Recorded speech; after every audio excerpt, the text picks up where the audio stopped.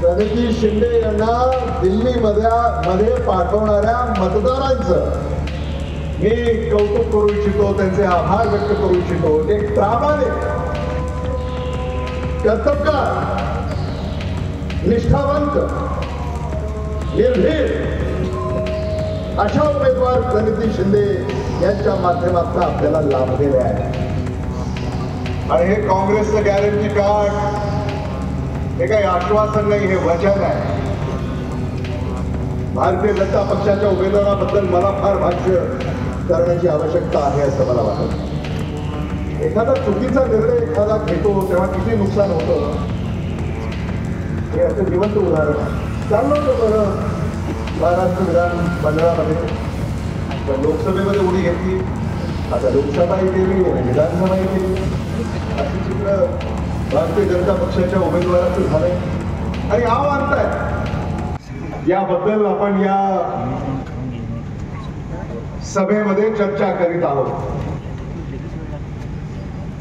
प्रणिती शिंदे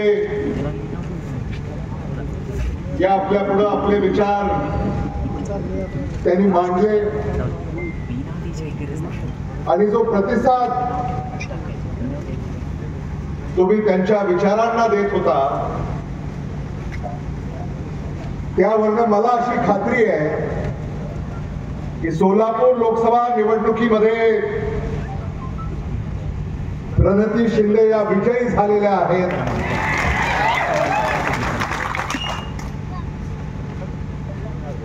निवडणूक आयोग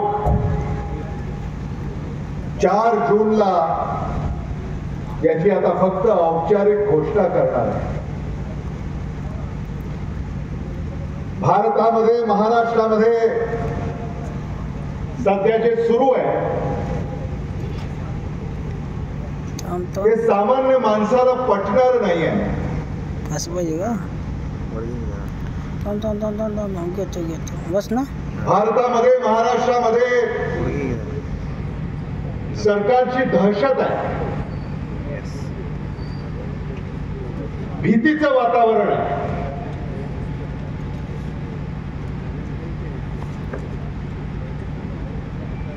आपल्यावर सतत एक दबाव आहे।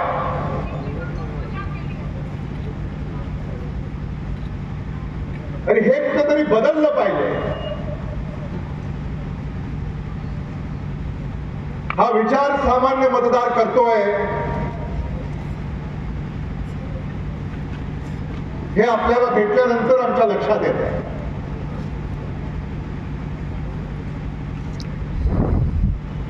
भारतामध्ये भारतीय जनता पक्षाचं सरकार गेलं दशक सत्तेवर आहे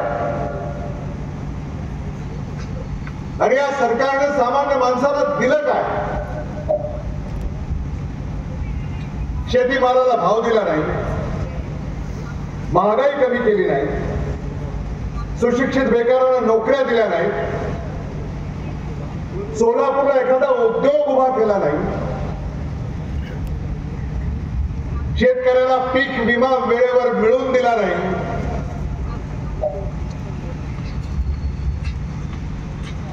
कायदा आणि सुव्यवस्था ढासळण्याचं काम केलं,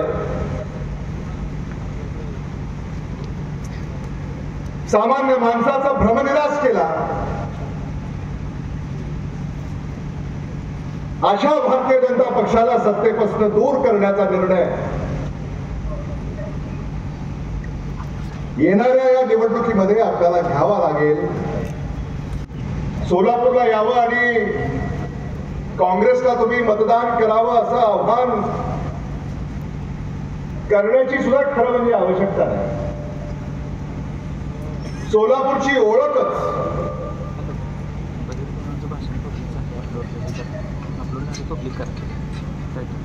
ही काँग्रेस पक्षाच्या अथक परिश्रमातून झालेली आहे।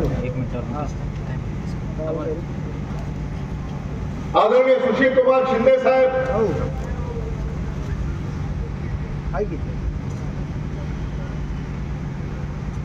यांनी या जिल्ह्याची सेवा केली। 10 मिनिटात फोन करतो ना। या जिल्ह्याला महाराष्ट्राच्याच नव्हे तर भारताच्या नकाशावर आणण्याचं काम आदरणीय सुशीलकुमार शिंदे साहेबांनी केलं आणि त्यांच्याच काळात ज्या योजना आल्या त्याच आल्या, त्याच्यानंतर एखादी योजना आली असेल असं मला तरी वाटतं. येताना जी पाईपलाईन आम्ही पाहिली उजनी धरणावरून सोलापूर शहरासाठी, ती पाईपलाईन सुद्धा आदरणीय सुशीलकुमार शिंदे साहेबांच्या प्रयत्नांमुळे झाली.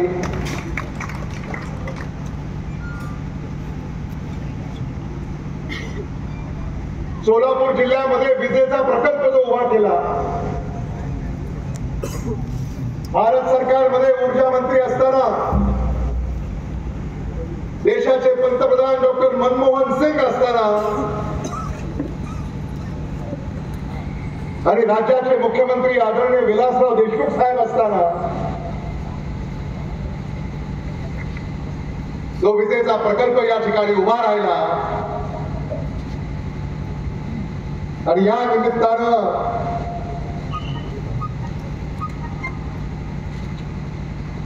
भारत सरकारचा एक उद्योग आपल्या जिल्ह्याला मिळाला, हे मला मुद्दामून या ठिकाणी सांगायचं. आदरणीय विलासराव देशमुख साहेबांचं आणि आदरणीय सुशीलकुमार शिंदे साहेबांचे कागद वेगळं नातं होतं. मी आताच कामती इथे सभेला होतो आणि मी भाषण करत असताना आमच्या एका सहकार्याने अशी हात दिली. मी जेव्हा आदरणीय विलासराव देशमुख साहेबांचं आणि आदरणीय सुशीलकुमार शिंदे साहेबांचं नाव घेतलं, दो हंसों का जोड़ा,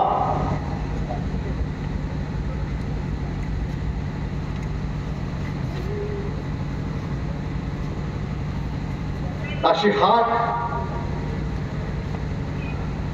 आमच्या सहकार्याने दिली.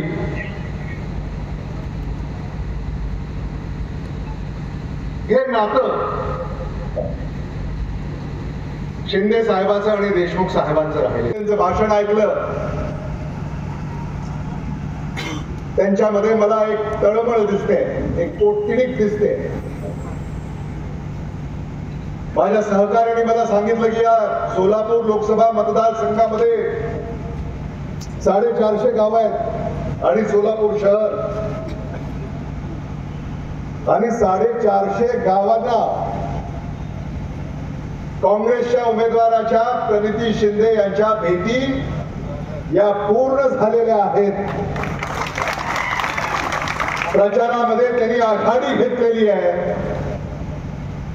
आणि आता आम्ही लातूरमध्ये जेव्हा राजकीय चर्चा आमच्या लातूरला होते तेव्हा आमच्या कानावर जे येतं ते मी तुम्हाला सांगतो. आता ते खरं आहे का खोटं आहे तुम्ही मला सांगा. की सोलापूरमध्ये प्रणिती शिंदे 2.5 लाखाच्या फरकानं निवडून येणार.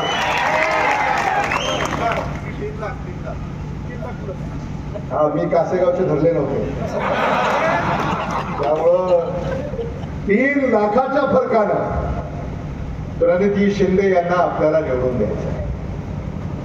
मी सतेज पाटलांना सांगत होतो की प्रणिती शिंदे आणि आम्ही एकदाच विधानसभेमध्ये गेलो.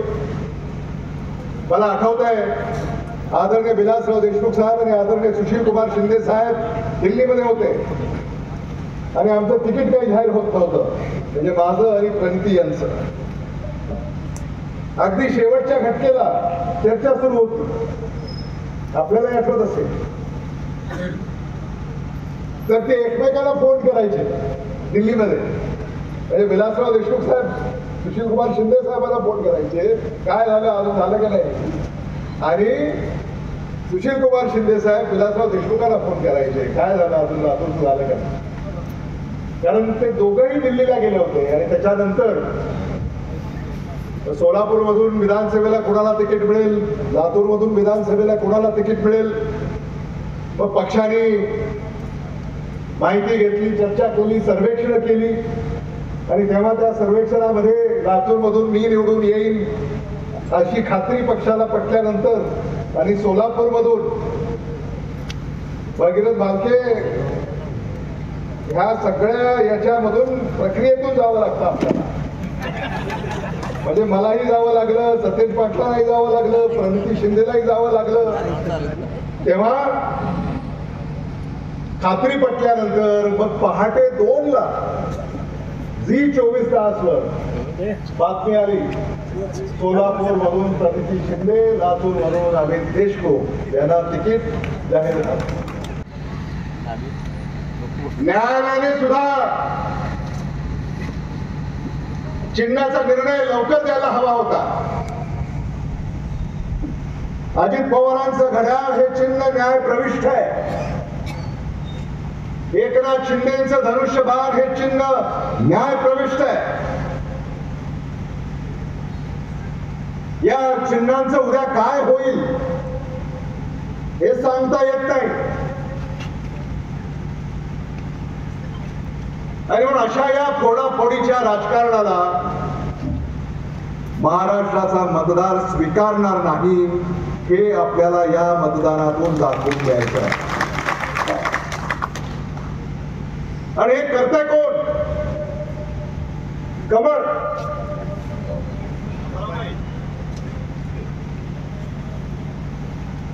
सोलापूरला कमळाबाई तुम्ही म्हणता, पण लातूरला आम्ही कमळच म्हणतो.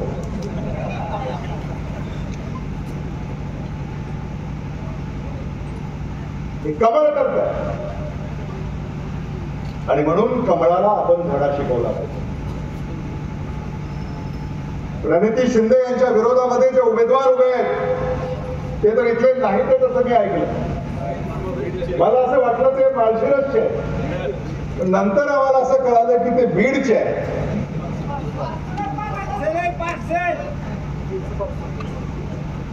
आणि म्हणून हे बीडचं पार्सल चुकून सोलापूरला आलेलं आहे. त्यामुळं हे बीडचं पार्सल जे चुकून सोलापूरला आलेलं आहे त्याला परत बीडला पाठवून द्या. ते आव्हान मी आपल्याला आज या निमित्तानं करू इच्छितो.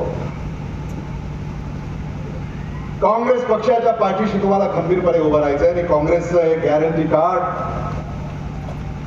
प्रणिती शिंदे यांनी आपल्या हातामध्ये दिलेलं आहे. यांनी हे काँग्रेसचं गॅरंटी कार्ड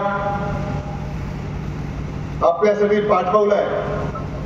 आणि हे काँग्रेसचं गॅरंटी कार्ड हे काही आश्वासन नाही, हे वचन आहे. कर्नाटकामध्ये, तेलंगणामध्ये या वचनाची पूर्तता झालेली आहे. भारतामध्ये जेव्हा इंडिया आघाडीचं सरकार 4 जूनला निवडून येईल तेव्हा सोलापूर मधून हे गॅरंटी कार्ड घेऊन आपल्या लाडक्या खासदार प्रणिती शिंदे या दिल्लीला गेल्या पाहिजेत. तर याची अंमलबजावणी सुरू झाली आहे. सुरुवात केली. आणि मी सतेज पाटलांना सांगत होतो की आता प्रणिती शिंदे आपल्या अगोदर दिल्लीला पोहोचताय. आपण अजून इथेच आहोत, लातूर आणि कोल्हापूर.